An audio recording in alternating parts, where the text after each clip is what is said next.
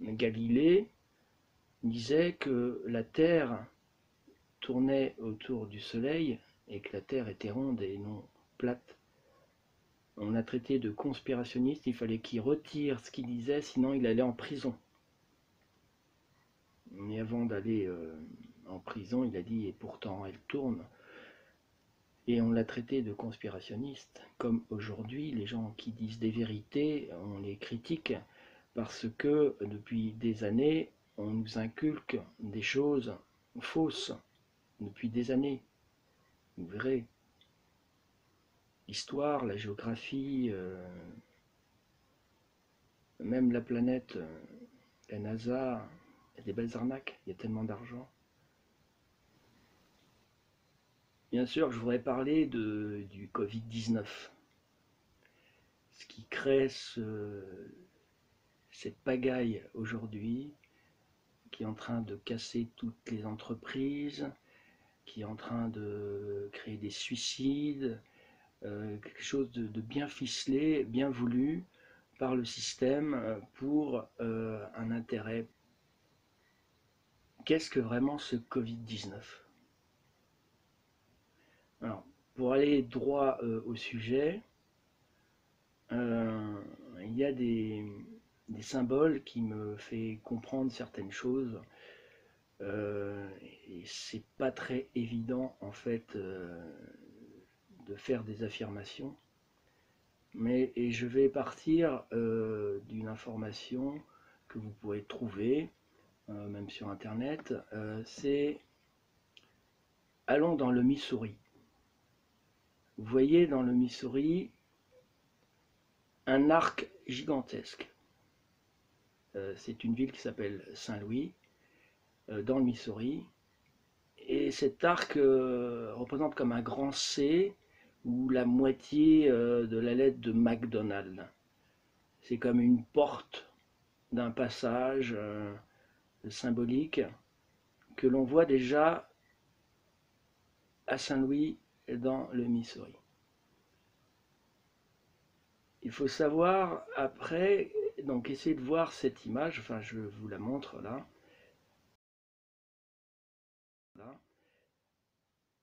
Le président Barack Obama, il y a quelques années, va à Hiroshima en s'excusant bien sûr de la décision du président Truman qui avait appuyé sur le bouton et qui avait tué 70 000 personnes à Hiroshima. Et il y a une cérémonie qui a été faite à l'époque de sa mandature. Et vous voyez sur cette photo un arc, encore une fois, assez similaire. Donc un rituel fait comme le rituel qui est fait sur la tombe du soldat inconnu chez nous à l'arc, encore un arc de triomphe, le 11 novembre.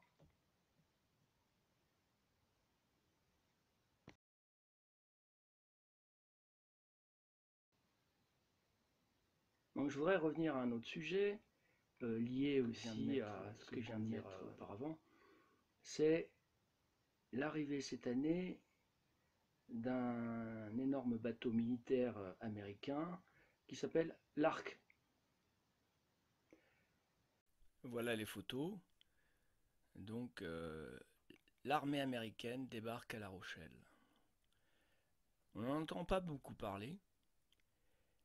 Voilà, donc elle débarque à La Rochelle cette année pour l'opération Mousquetaire. Une soixantaine d'hélicoptères de combat, 250 conteneurs de l'US Army, au total 2000 militaires, si c'est pas plus, 80 hélicoptères, 1800 véhicules, donc viennent de débarquer en Europe. C'est un projet qui avait commencé à l'époque d'Obama et est relayé par Trump. Donc, toujours le symbole de l'arc.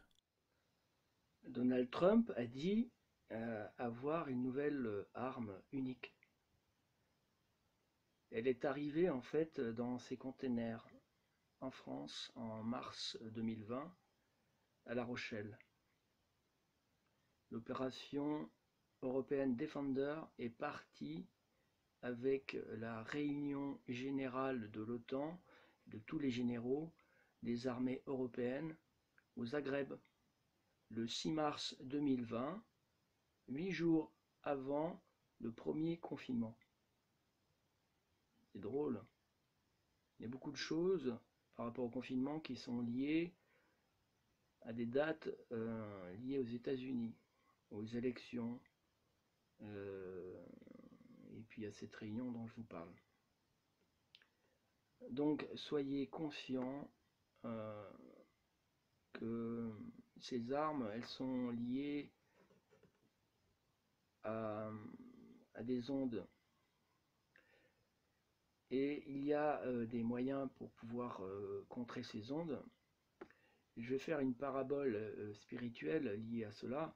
Petit rappel, à La Rochelle, il y a eu Louis XIII qui avait déjà combattu contre les protestants anglais qui venaient protéger le siège de cette cité rebelle huguenote de La Rochelle, qui était devenue entièrement protestante et qui voulait détruire l'église. Et Louis XIII, très pieux, s'est mis en protection de Marie. Et il a pu résister face à 6000 hommes, alors qu'ils étaient que 1400. Pour vous dire que la foi n'est pas utopique, et elle a protégé la France plus d'une fois, comme avec Jeanne d'Arc. Là, on peut positiver le mot arc, car c'était le symbole de la flèche et de l'arc. Et elle a sauvé la France aussi contre les Anglais qui veulent toujours imposer leur religion. Je répète que Covid-19, ça veut dire contrôle reptilien, identity individuelle. Covid veut dire Certificate of Vaccination Identity. Ou alors contrôle reptilien identity individuel. Le V à l'image de reptilien, rappelez-vous du film V qui parle des reptiliens.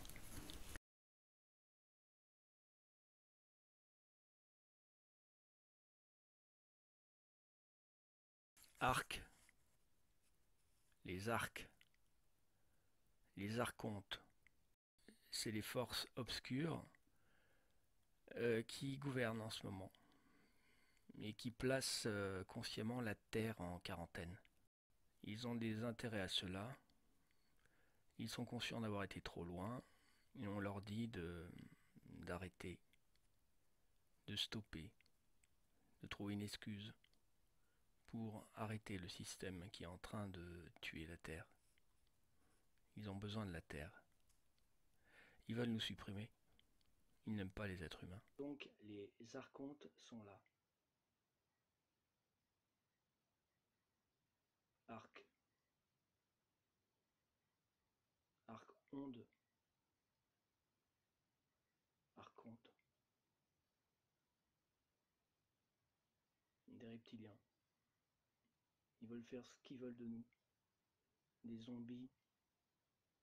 Ils veulent nous manipuler. Nous faire partir notre liberté. Révoltons-nous et priez Marie très fort. Ils n'arriveront pas à vous atteindre. Mettez de la pureté en vous, de la lumière.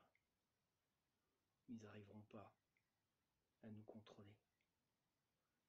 Ne mettez pas votre masque, prenez des amendes, renvoyez l'amende, renseignez-vous sur les lois. Ils n'ont pas le droit de faire tout ça, ils le payeront. Ils sont en train de nous rendre moutons, vulnérables. Ils veulent qu'on soit à genoux face à eux pour qu'ils nous trouvent des solutions. Covid veut dire contrôle, reptilien, identity, individuel. C'est à l'image des gens qui sont devenus zombies aujourd'hui à accepter le masque sans dire quoi que ce soit, sans broncher. On a fait un travail sur la conscience des gens. Ces mariages irréels où tout le monde porte un masque, où les gens debout portent un masque, mais pas les gens assis. Non, les virus ne viennent pas quand on est assis, bien sûr. Le droit de sortir à 20 km, mais pas à 25. Des masques quand vous marchez, mais pas quand vous courez. Des repas aux chandelles pleins d'amour. Et le bouquet final, ce baiser de mariage inoubliable entre deux masques. Le président Macron parle souvent de guerre. Je crois qu'à son élection sur les Champs-Élysées, il était déjà avec les militaires dans cette énergie de guerre. Il savait ce qui faisait et ce qui arrive. Donald Trump, qui a perdu aux élections, peut encore faire le ménage en limogeant Marc Expert, le chef du Pentagone. En France, le général Pierre de Villiers donne sa démission car le président ne veut pas céder à sa demande, c'est-à-dire avoir plus de moyens pour ses armées pour faire face au combat. Une tactique qu'il aurait appliquée pour élire son ami général Lecointre, une personne qui peut plus facilement peut-être acheter, car curieusement, Macron, qui n'avait pas d'argent pour l'armée, donne maintenant des primes jusqu'à 50 000 € à des officiers généraux. Macron a l'air d'acheter des officiers généraux pour arriver à ses fins. Donc, Donald Trump limoge Marc Expert, son chef de guerre. Pierre de Villiers se retire, car il n'a pas voulu vendre son âme aux propositions de Macron. Et maintenant, la route est libre pour l'arrêt des armes chimiques américaines sur le sol européen. Les masques obligatoires et le vaccin en urgence, mais peut-être que tout ça est lié. Il est intéressant de revenir aussi sur l'Arc de Triomphe, où les Gilets jaunes, au 18e acte, il est vrai à l'aide des Black Blocs et des gens venus de France entière pour un ras-le-bol général sur ces injustices, sur ce manque de partage entre les riches et les pauvres, sur cette injustice générale de délaisser les plus minoritaires et plus faibles. Nous faisions la guerre autour de cet arc. La tombe du soldat inconnu n'a pas été profanée, au contraire, nous étions autour avec un grand respect. Un coup de poing a été donné, sans armes, juste avec une foi, et par hasard sur l'Arc de Triomphe. Et la police n'a rien pu faire.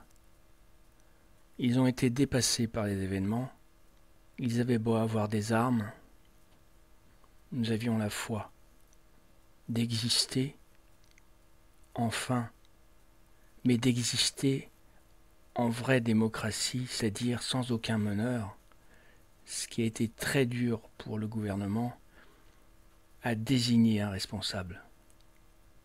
Inconsciemment, faire la guerre autour de cet arc et de ce soldat inconnu, qui n'est peut-être pas un soldat inconnu, mais un archonte protégé autour de cet arc qui les aide à gouverner.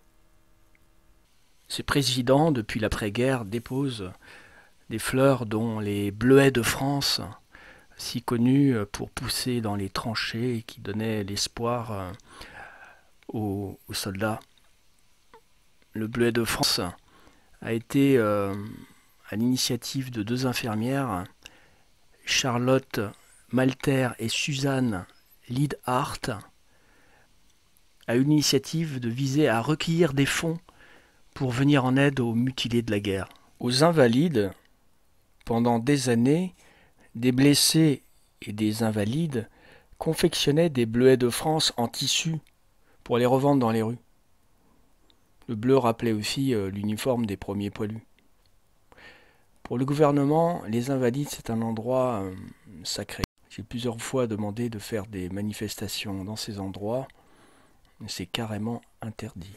Oui, une belle association qui existe depuis 150 ans, qui récolte des millions et des millions depuis toutes ces années.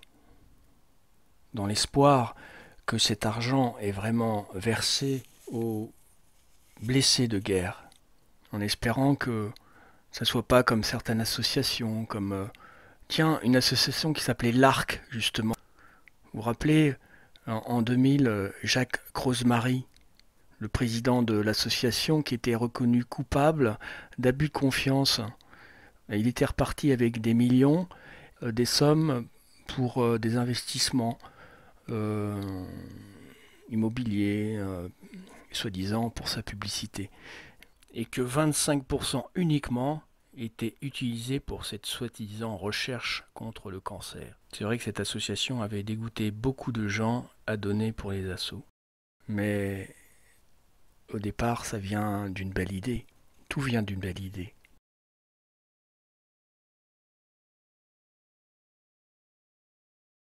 Voilà, le soldat inconnu, le symbole de la guerre, de ce monde qui s'entretue. Alors que tout serait tellement mieux si on était tous dans la paix. Mais cette rentabilité toujours autour de la guerre, autour de la destruction. Le démon a un intérêt à la guerre pour ses associations, pour ses ventes d'armes, pour tout cela. Le plus simple, bien sûr, ce serait la paix dans le monde. Mais j'espère que vous avez compris avec tout ça la rentabilité que le démon a avec la guerre et l'inharmonie et la maladie. On en est là aujourd'hui. Et que des innocents soient mêlés à tout ça, ça a trop duré. N'est pas logique. Réveillons-nous. Je mettrai un hommage aussi à Jean Jaurès, cet homme politique, au départ philosophe et prof de faculté, qui avait compris le danger de la guerre et l'acharnement du système à motiver les gens à la guerre. Il était éclairé et avait proclamé l'état de danger de la guerre. Il voulait même télégraphier cela au président des États-Unis pour stopper cette guerre. Il a été assassiné au café du Croissant à Paris parce qu'il proclamait la paix. En contraste avec Jean Jaurès, un autre philosophe pas digne de ce nom. Il appelle tout simplement à tirer à balles réelles sur les manifestants. Ce que je ne comprends pas, c'est qu'on ne donne pas moyen aux policiers de mettre fin à ces violences. Enfin, c'est insupportable. Mais parce qu'il y a un risque. Non, le risque que vous connaissez. Mais alors, écoutez, franchement, quand on voit des types qui tabassent à coups de pied un malheureux policier qui est par terre, mais enfin...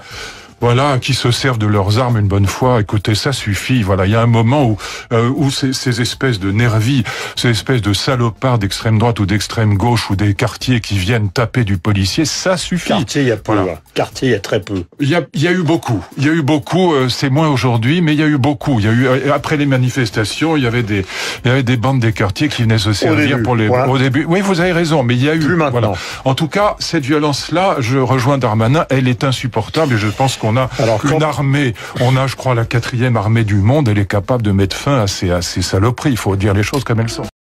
Je comprends pourquoi Luc Ferry demande qu'on tire à balles réelles, car il a été payé entre 2010 et 2011 par l'université de Paris Diderot des cours de philosophie qu'il n'a jamais assurés. Donc c'est de l'escroquerie, c'est scandaleux. Et il se permet de donner des conseils. Bon, c'est pas grave, ses copains voyous de Matignon vont rembourser. Ils ont remboursé. Voilà, donc entre voyous, hein, on s'entraide. On parle souvent de Lucifer, qui serait un ange déchu, qui n'a pas accepté que Dieu, son ami, soit la source de tout. Et il en a été tellement jaloux qu'il est resté sur Terre et qu'il a créé notre monde. C'est pour ça que beaucoup de gens signent avec lui pour avoir la matière. Ça se passe comme ça dans le show business, en politique, etc. Donc ils sont liés à ces entités. Et même Sophia, une ange déchue aussi, qui aurait créé l'homme et la femme. Le but, c'est de sortir de ce système en sacralisant les choses et en revenant au Christ et à Marie. La puissance, accepter de lâcher son ego et de se faire accepter par des forces éternelles plutôt que de ces forces éphémères, de l'impression de posséder des choses qui ne vous appartiendront jamais, car tout appartient à Dieu. Ne vous faites pas prendre par ces forces qui sont là et qui arrivent. Gardez votre identité et votre âme personnelle. Vous savez qui vous êtes. Prenez pas l'âme des autres, gardez votre âme éternelle.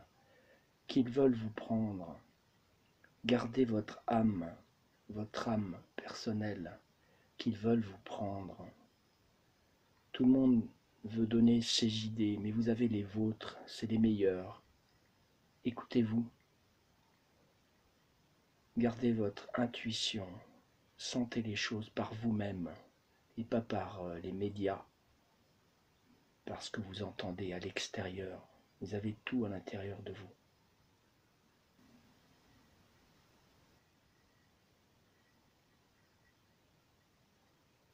Laissez Dieu vous pénétrer, et Marie, la mère terre. Gardez la nature en vous.